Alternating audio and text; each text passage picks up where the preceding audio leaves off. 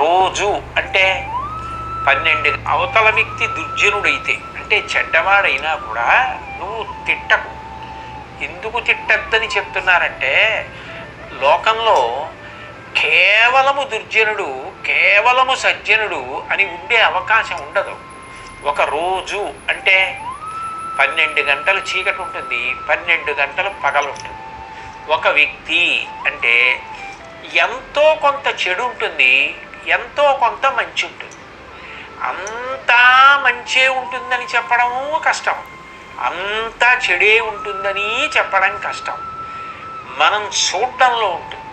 మీరు చూడండి, కొంతమంది మాట్లాడుతున్నప్పుడు ఎవ్వరిని నింద చేయరు. మీరు ఎవరి గురించి ప్రస్తావించండి, ముందు వాళ్ళల్లో ఉన్న మంచి గురించి మాట్లాడతారు తప్ప అసలు చెడు గురించి మాట్లాడరు. అసలు చెడు గురించి మాట్లాడడం అన్నది అలవాటు చేసుకున్నాం అనుకోండి, ఎవరి పేరెత్తినా వాళ్ళల్లో ఉన్న చెడు ముందు జ్ఞాపకానికి తెచ్చుకోవడం, ఆ చెడుని చూడడం, చెడు గురించి మాట్లాడడం, అవతల వాళ్ళని చెడ్డవాళ్ళడం అలవాటైపోతుంది. ఇట్లా అలవాటైపోతే కొన్నాళ్ళకి ఏమవుతుందంటే మనం ఒక్కళ్ళమే మంచి వాళ్ళమన్న భావన పెంచుకోవడం, ఇంకా మిగిలిన వాళ్ళందరూ చెడ్డవాళ్ళన్న భావన పెంచుకోవడం అలవాటైపోతుంది.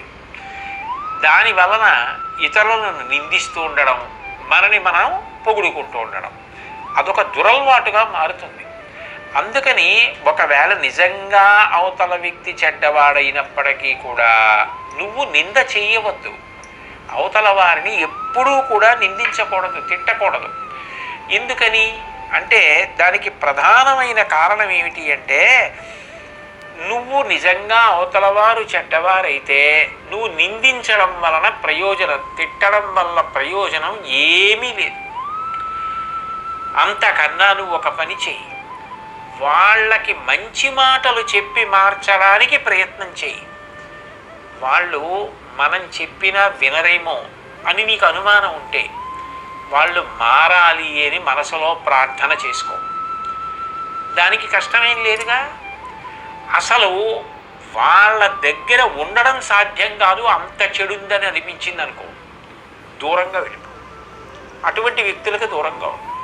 అంతేకాని నువ్వు చెడ్డవాళ్ళని గుర్తు తెచ్చుకోవడం, చెడ్డవాళ్లతో ఉండడం, అవతల వాళ్ళు చెడ్డవాళ్ళని వాళ్ళని తిట్టడం అలవాటు చేసుకుంటే క్రమక్రమంగా అది ఒక అంటువ్యాధిలాగా లోపల పెరిగిపోయి కనపడ్డ ప్రతి వాళ్ళల్లోనూ చెడు చూడడం, ఆ చెడ్డవాడన్న పేరుతో అవతల వారిని తిట్టడం అలవాటు అవుతుంది.